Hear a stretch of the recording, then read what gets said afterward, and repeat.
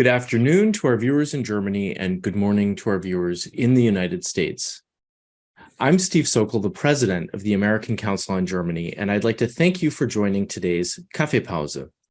Each week, we tune in with a journalist in Germany to talk about the news stories behind the headlines and about current events. And I'm delighted today to be joined by Paul-Anton Krüger. He's parliamentary correspondent in the Berlin bureau of the Süddeutsche Zeitung. Paul-Anton, herzlich willkommen. It is great to see you again. Yeah, thanks for having me again. Well, Paul-Anton, it's been a little while since you were on a Kaffeepause, but you have been very busy since then. And indeed, today is another newsworthy Monday.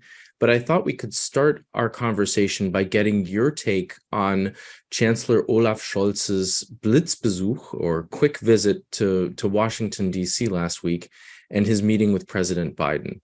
What are sort of your takeaways and what's the buzz in Berlin? Well, the readout after the visit was not very extensive, but as we know, Ukraine has been center stage in this conversation, which I understand was partly conducted among the leaders without their extended delegations. I think Chancellor Schultz puts a premium on close coordination with the White House, with President Biden, whom he kind of adores as a leader. So I think it was very important for him to have this conversation. He could have had it a couple of weeks later. So my understanding is that the US side offered a full-blown visit with everything that goes along with it in April, but he preferred to go now because I think there's a sense that is shared across the Atlantic that it's a pivotal moment in the battle in Ukraine, a need for close coordination when it comes to weapons delivery, and also kind of an option for the two to talk about how things played out, because as we know, Germany, although kind of the government still does not officially say this, made a connection between German Leopards for Ukraine and the fact that US side agreed to also put Abrams main battle tanks in the basket. This was very important for political reasons for Chancellor Schultz, to have the political reassurance from part of the US president. And also I think it's something that is being perceived in the German public opinion as proof of the close coordination. Although when I look back at the Munich Security Conference, there was certainly some irritation, I would say, in Washington that Germany was playing it the way it did. So can you talk a little bit about that sort of sense of irritation that you picked up, and whether you think that has been paved over at this point, or whether it still exists? Well, I mean, we've been reporting on this together with Bild Zeitung and the Wall Street Journal when it first came up, when we first heard that the Chancellor made a connection between the Abrams tanks and the German Leopards, and not only the German Leopards, but the German government has to consent on other states like Poland giving them to Ukraine because they once came from Germany. So we have a say in that, or the federal government does have a say in that.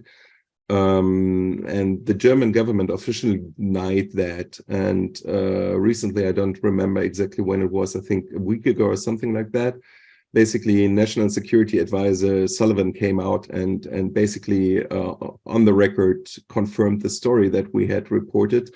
The German government spokesman or deputy spokesman was still sticking to their version, but I think it's pretty clear to everybody that the German side played hardball this time, and that the president in the end said, for political reasons, we're going to give this agreement, or we going to pledge to send Abrams tanks to the Ukraine as well. Yeah, and I think, for example, in the Pentagon, they felt that from a military point of perspective, it does not make that much sense. I mean, it's a main battle tank, but it's technically different from the Leopards in the sense that it has a gas turbine, that it needs its own chain of supply.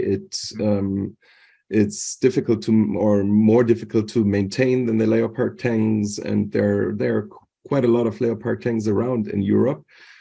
And now the German government and others are trying to establish this, what has been called the tank coalition, so that the Ukrainians end up with a considerable two-digit number of Leopards for the upcoming battles. Mm-hmm. And I think that's from what I understand going to be the big challenge in the weeks ahead, getting each country that's made a commitment of Leopard 2 tanks to actually get their tanks to Ukraine so that they can be put into action. But I guess Germany is online for the delivery of 14 tanks later this month.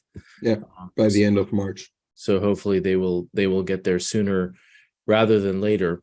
Undoubtedly, we'll come back to the war in Ukraine in the course of our conversation, but I'd like to maybe stick with the Schultz visit to Washington, because one of the things that I sort of took out of the press reporting that I saw was a little bit of surprise that the chancellor decided to travel without a press corps to Washington, and that he ended up having this meeting with Biden as more of a one-on-one without either of them having some of their closest advisors around them.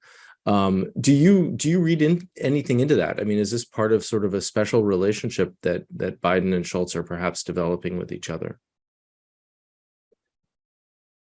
Well, I would say that Biden had a close working relationship with Chancellor Merkel, and for obvious reason, when it comes to Ukraine, he's trying to forge a relationship with Schultz. And as I said, I think Schultz has a certain, I don't know, admiration, at least high respect for President Biden, his leadership, his, I mean, they're kind of similar, I wouldn't say in their reluctance, but they are not kind of the all-ins on Ukraine, right? They have been pursuing this gradual approach where you kind of slowly push the boundaries, and we've seen that in the tank debate, right? 4 months earlier, before the German government made the decision, or whenever he made it, we actually don't know exactly. Yeah, this was still kind of not totally ruled out, but same debate that you're now getting on the fighter aircraft, right? It's not on the agenda. We're going to provide Ukraine with what they need for each phase of the battle. And I think they've been pursuing a similar approach, and they're close to each other when it comes to the way that they are thinking about this whole war, the risk of escalation with the Russian side, the nuclear threats that have been made by President Putin that are resonating stronger here in Germany than they are in the US probably. And I think there's also kind of this sense that we're in a decisive phase of this war, and that we also need to make up our minds of what comes next, right? I mean, security guarantees was a topic at the Elmau G7 summit. But it's something I think that people are starting to look into again, and kind of come up with ideas how this could look, how you could kind of basically, yeah, help Ukraine get into negotiation with Russia once they achieve their military goals, which I think is the number one priority now, and the reason why this decision was being made, right? I mean, everybody feels that Ukraine has to get in a position of strength to be able to have negotiations with the Russian side. And then it's the big question is what kind of guarantees or what kind of political support, military support can the West give them so that they can find a solution with Russia? So the issue of security guarantees came up in the one big press interview that the Chancellor gave while he was in the US. He was interviewed on CNN, and that was broadcast yesterday twice. And once again, the Chancellor said that any future decisions, any future negotiations would have to take place with the backing of Ukraine. And that Ukraine needs to be involved in the next steps. And it certainly does not appear as if Ukraine is ready to start negotiating with Russia. It also does not seem as if there's any clarity in the West about what a security guarantee could or should really look like. To what degree is that something that's being discussed in Berlin in a concrete way? No, I think it's not being discussed publicly that much. And I would not necessarily say that it would be wise to discuss it in public currently, right? Because, you would give hints to the Russian leadership what an acceptable outcome of this war could be. So I don't think you want to tip them off on that. And the other thing is that the Russian side so far has not demonstrated any willingness to have a serious negotiation, right? The Kremlin has been saying publicly, we're going to achieve our war aims one way or the other, meaning either by force or because Ukraine basically has to accept the defeat, political defeat, and I don't think that anybody is willing to play this game, right?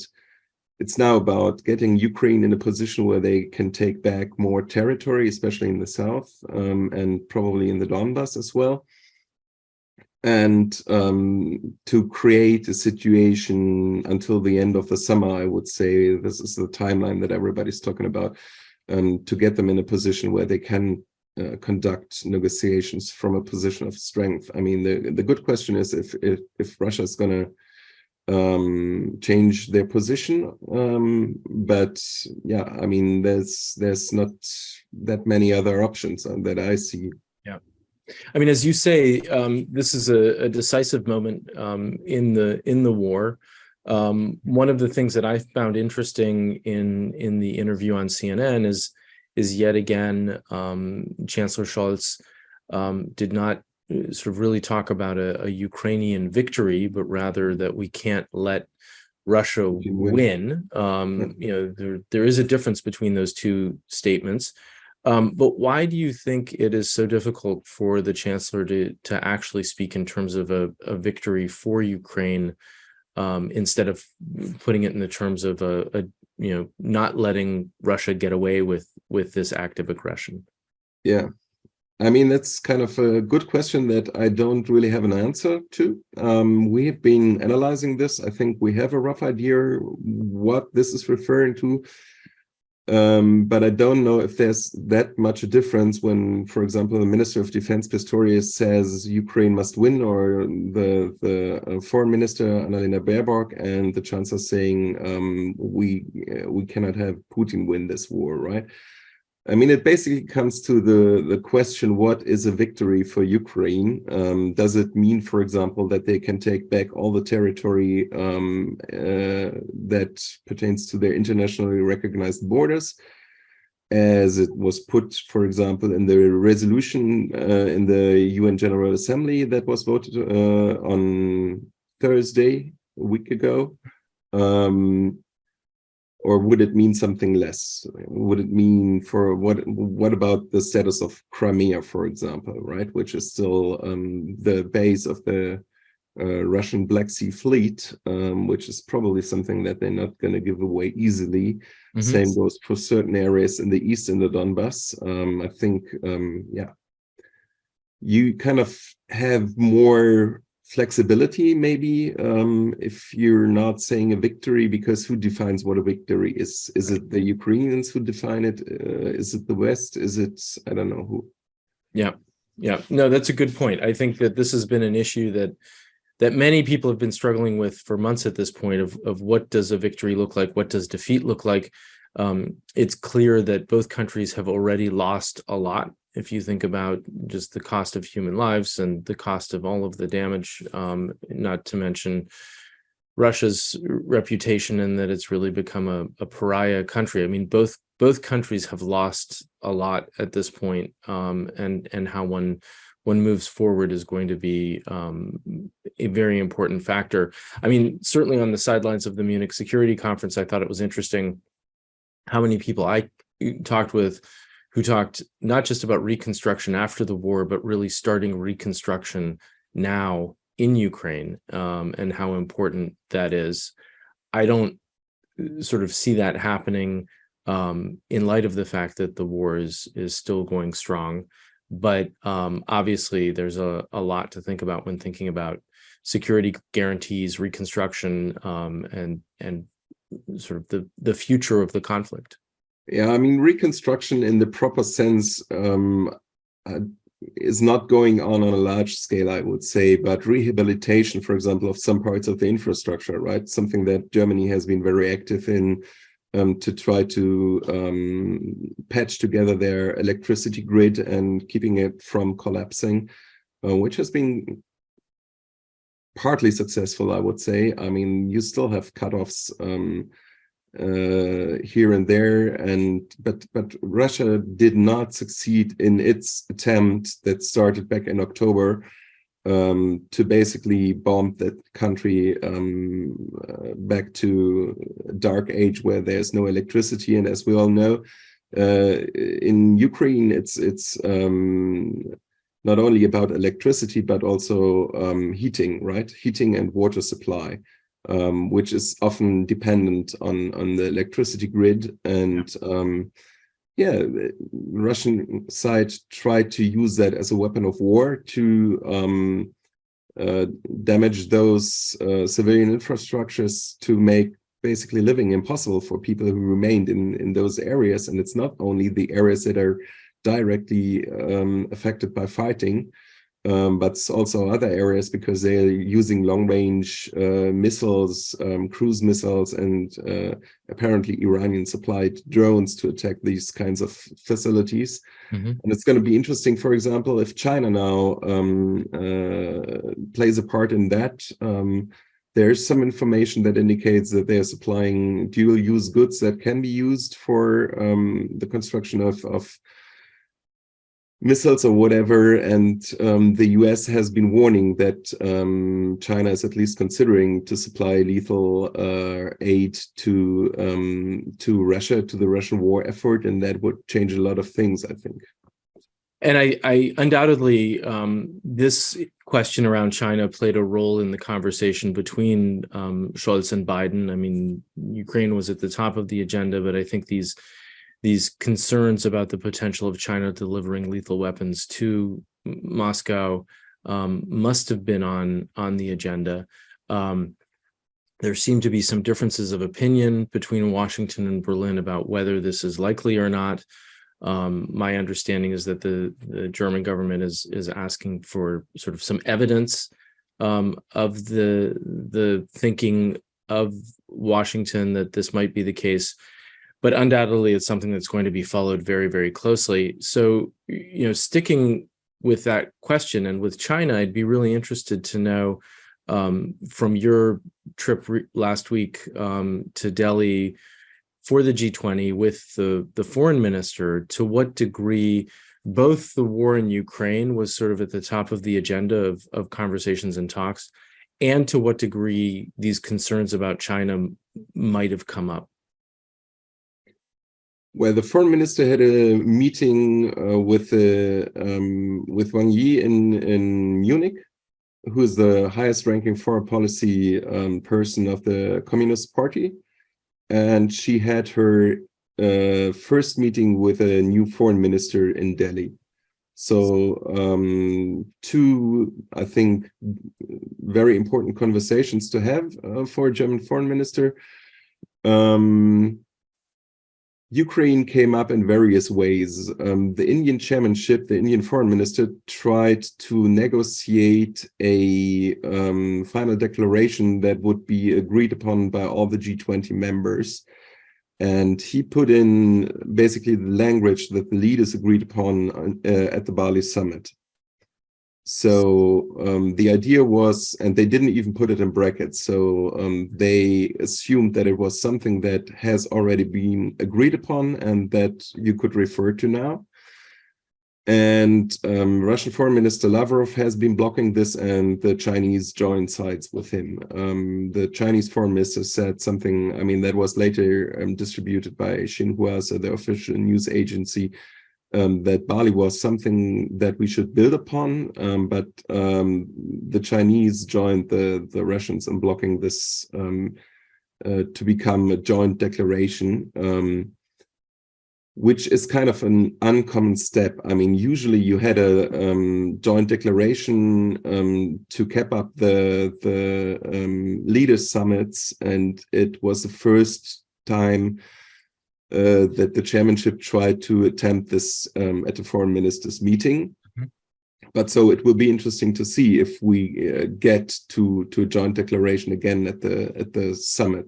So it was a big issue. The Indians, I mean, it's interesting because neither Prime Minister Modi nor the foreign minister directly criticized the Russian war effort in Ukraine, but the fact that they tried to insert the language again that was agreed in Bali clearly shows that they don't feel comfortable with how the situation is developing, right? I mean, this was mentioned by the prime minister as well as foreign ministers also from other developing states, that still the developing countries are facing the consequences of this war, right? Including high energy prices, shortage of food, and also yeah, I mean, India has a pretty close relationship with Moscow when it comes to, for example, military equipment, stuff like that, right? And a lot of what they've been buying from Russia is dependent on spare parts that used to be produced in Ukraine, ironically. So this is something that they have to deal with on a daily basis. So maybe related to that, I mean, certainly during Germany's G7 presidency, there was a focus on the global South, and on the sidelines of the Munich Security Conference, there was a fair amount of discussion about the global South and how to sort of bring the global South along. These themes were undoubtedly on display at the G20 meeting in Delhi. Can you talk a little bit more about whether you feel that any progress has been made in sort of providing support to the global South, or providing opportunities for engagement for these countries? Yeah, I think there's a lot of outreach from part of the G7 and Western states to kind of counter the Russian narratives that are still around. And I think that has some effect, right? I mean, you could see it in the UN General Assembly. I mean, again, 141 states voted for this resolution, despite Russian and Chinese efforts to discourage them from doing so, right? Including Brazil. I don't think that you're going to get India or China to support a text like this anytime soon. I mean, there was a fear, at least here in Germany, that the international support for Ukraine might crumble over the time. And I think it's something that the Kremlin was also betting on. And 1 year into the conflict, you basically got the same vote in the UN General Assembly, which I think is due to the outreach. I mean, the G7 basically, agreed upon who's going to talk to whom. So there's a burden sharing or work sharing agreement among them to reach out to states in the global South to make clear, okay, we get your message, we have to deal with your problems as well. I mean, for example, in the case of India, right? I mean, they are not best friends with China, right? But they did not feel that we had the same sense of urgency when in 2020 there were border skirmishes breaking out. We kind of did not really get engaged on that, right? So, and you can go through the list of countries and they all gonna have grievances, but you can also try to convince them and tell them, okay, some of the problems that you are dealing with now is not due to, for example, Western sanctions, but it's due to the Russian war effort, right? This is a lot of work, but as I said, I mean, you're not going to convince certain countries, but you in General Assembly basically showed that the support for Ukraine is not getting any weaker by now. Yeah. So, Paul-Anton, sticking with the foreign policy arena, you recently were able to travel to Iran on sort of a surprise visit. I think you had applied to visit Iran months beforehand and possibly even given up hope that you would be able to go there. Our viewers don't always have the opportunity to hear from somebody who was just in Iran. Can you tell us a little bit about your trip there and what your sense of the mood was with regard to the people that you were able to actually speak with? Yeah.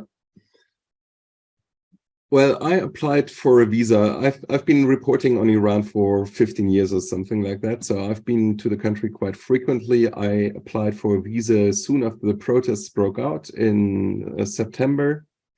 And for obvious reasons, didn't get a visa anytime soon after that. And I basically had stopped asking the embassy if there was any progress because I thought, apparently it's not going to happen this time, when all of a sudden I got a call. I was on vacation with my kids, to be honest, telling me that there's a visa for me in the embassy to pick up. Going to Tehran, I ran into a couple of colleagues from other European countries and even US journalists who basically had the same story, right? So they had applied to cover the protests back in the fall, and now all of a sudden we all got visa, which is easily explained by the fact that it was the Revolution Day, and apparently the leadership in Tehran made a conscious decision to send a message to the rest of the world, which, if you talk to officials, is clearly, okay, you see, we've got the protests under control. This regime is not on the brink of collapse or anything like that. Everything is back to normal, which is not true. But there's no large-scale street protests in Tehran anymore. There are two provinces where people still take to the streets. Minority provinces, so in Abuzz region, where you have a majority Sunni Muslim Arab speaking people, and you have some areas in Kurdistan where people still take to the streets. But that does not mean that the protests are over, right? I mean, they changed form. So if you go to certain areas of Tehran that are known to be heavily involved in the protest movement, you can still hear the chants, right? The evening before the Revolution Day at 9 o'clock, there was fireworks and shouts of Allahu Akbar from the mosque, and every rocket that was fired and exploded in the skyline of Tehran was answered with chants, death to the dictator, death to Khamenei, we don't want the Islamic Republic, stuff like that. People just don't dare to go to the streets anymore because they know that they're going to be shot at, right? And I met a couple of people who participated in the protests, still are participating in the protests, and they basically told this story that they had been shot. I met two women who got shot by board shot, by plainclothes Basijis, as they claim. Yeah, so there's still considerable tension, I would say, in this society, and this is something, and this is, I think, the big difference, and also one of the reasons why the regime is kind of not scared, but sees that it has to deal with it in other ways than before, is that it affects all layers of society, right? To the 2019, you had protests following a price hike for fuel.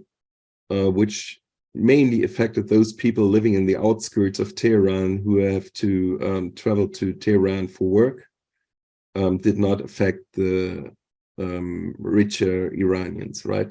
This time you have rich, you have poor, you have women, you have men. Women is a very important factor in this, for obvious reasons. You have religious people who feel that the regime is going much too far in the suppression of the protests.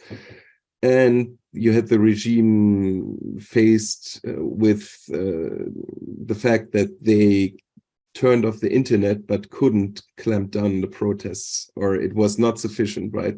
That's why they resorted to extreme violence again. And the supreme leader announced an amnesty that has been broadened ever since. Now they're claiming that 80,000 people are going to benefit from it. I mean, that's a sign or a signal that they're sending to their own people. It has practical reasons because many of the jails are just overflowing with people. They cannot take more.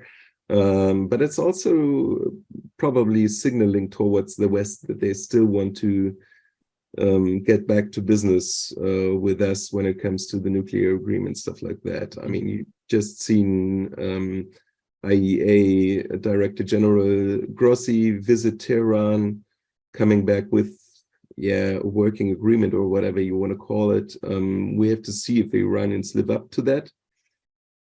But they clearly feel that they have to do something. And I mean, just to give you an idea, when I was there covering the election, you would buy something like 250, 290,000, depending on where you went, Iranian reals for €1. This time, so almost 2 years later, I was able to fetch 475,000 on the free market. It has gone up to 500,000 by now. The foreign reserves are said to be down to something like $20 billion from 140 billion in 2015. So there's quite some pressure on the regime, I would say.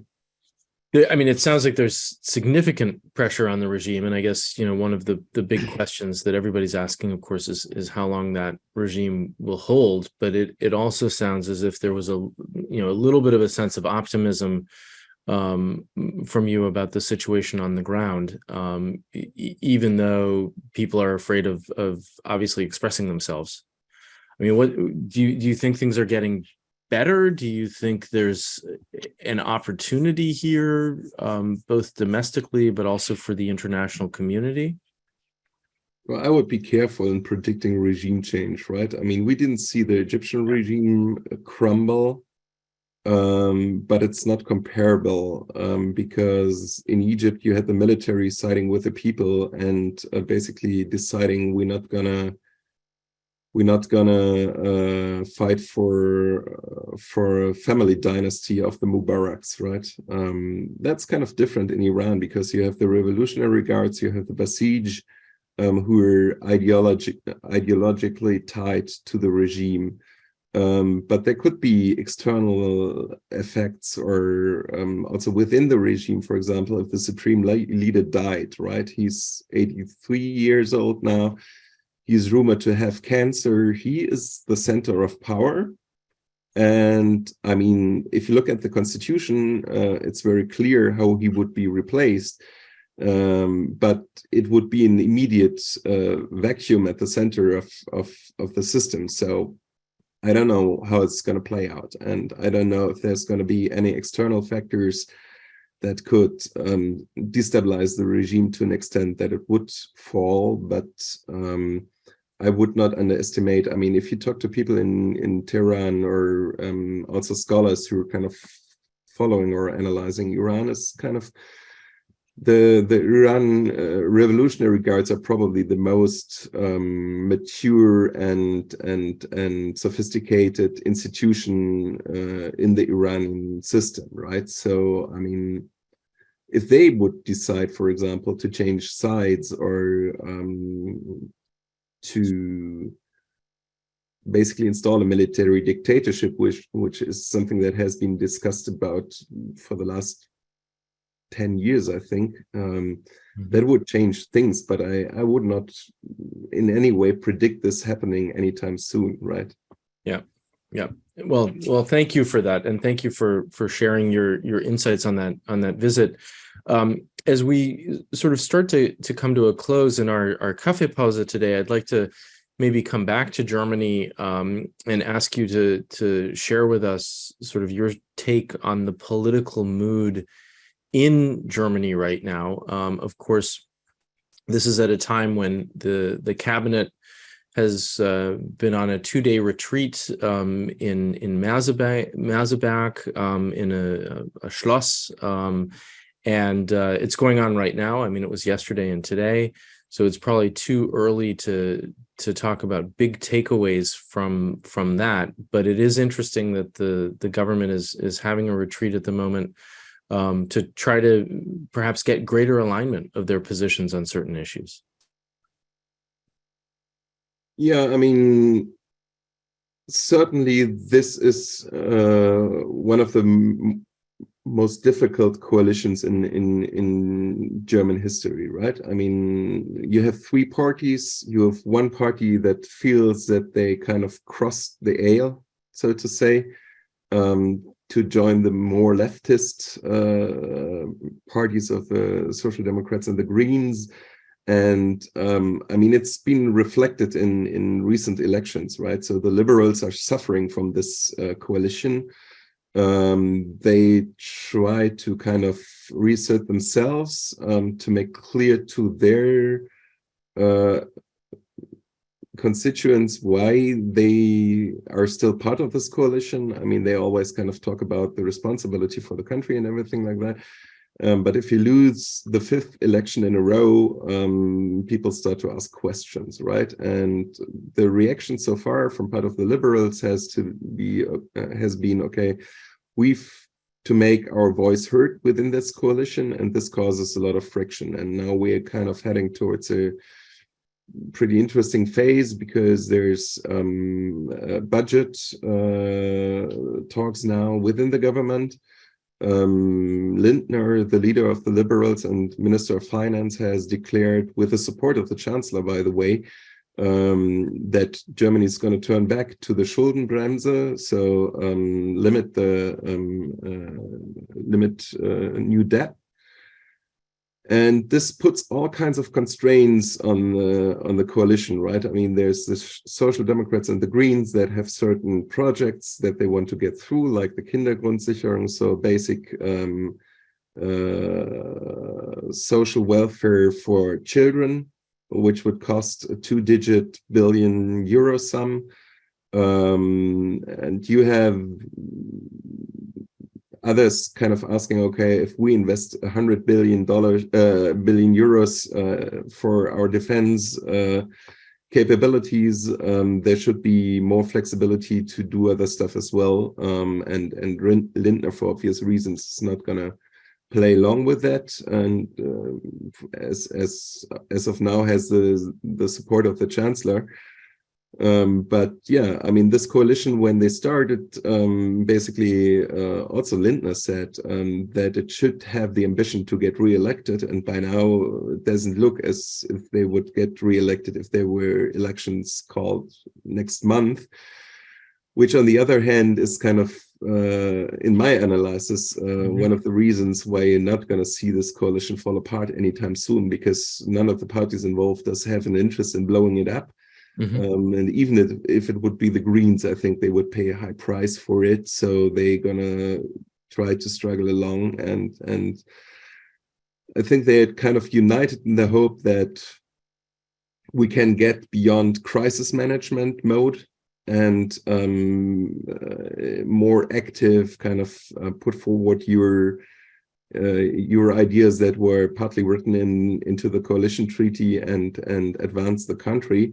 But on the other hand, because of the situation with Ukraine, and also kind of the situation on the financial markets, the margins are getting very, very tight, right? There's not that much flexibility left. So related to this, a question just came in from one of our viewers, that if Berlin were to return to the Schuldenbremse, doesn't this mean that Germany would have a hard time meeting its NATO obligations? Well, yeah, I mean, Pistorius has asked for 10 billion extra money for the defense budget. I mean, the 100 billion are outside of the current budget, right? So they can be spent over a period of about 4 years, but we missed the target in 22, and I think we're going to be struggling to meet the target this year. I'm not 100% sure if it's the wisest way to calculate, right? I mean, people here in Berlin are saying, okay, we have to look at the actual capabilities that we need, right? And for example, if we would run into a recession now, the 2% are easier to reach, right? I mean, and this is kind of not exactly the way it should be, because it depends on the hardware and the status of the armed forces, if you were able to defend or not exactly if you reach the 2% this year and next year.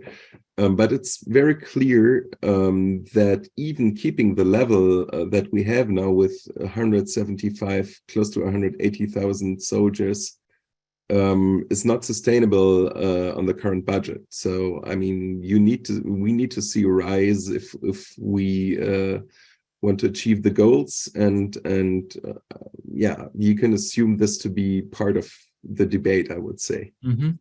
And maybe just in closing, I mean, one of the sort of headlines that I've seen come out of the Meseberg retreat has been sort of comments from ministers Geiwitz, Wissing, and Özdemir about digitalization and about the importance of digitalization and really trying to fast track that for Germany moving forward. This was a theme that was in the coalition treaty, along with a commitment to housing, a commitment to climate issues. Much of what was in the treaty, of course, has been overshadowed by the war in Ukraine and sort of other priorities as a result of the war in Ukraine. But it seems that this is sort of an opportunity right now to refocus on some of the topics that were raised in the treaty and try to move forward. Do you think that that's, just paying lip service to this plan, or do you think, particularly with these three ministers from three different parties, that this is a way of also showing the electorate, hey, look, we're trying to be very pragmatic in terms of dealing with issues beyond our control, like the war, but we're also really trying to move forward on some of the things that we need to move forward on for domestic political reasons? Yeah, it's certainly something that all the three can agree upon, right? So it's kind of something that you can use to demonstrate your common sense of purpose. What is this coalition going after, or what is it living for, right? So to say.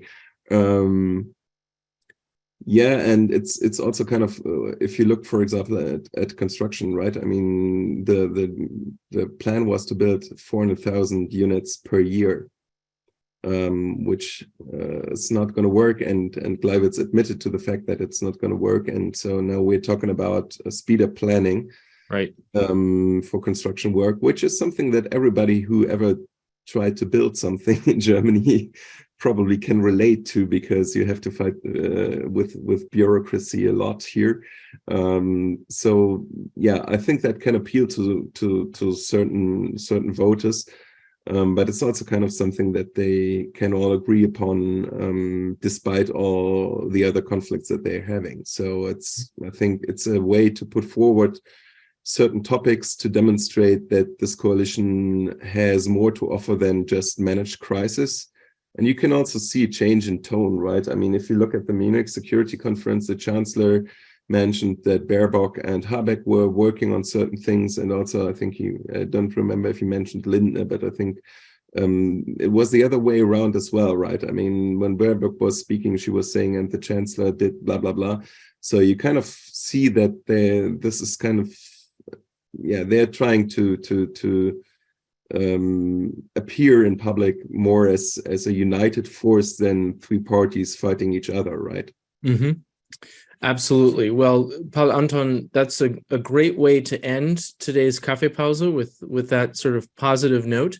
I would like to thank you again for joining us. It's always great to talk to you, and I thought that today's conversation was particularly wide-ranging. So herzlichen Dank. Thank you for being with us, and I hope that you will come back again. Thanks, of course, to our viewers for tuning in, and our listeners for tuning in for today's Kaffeepause.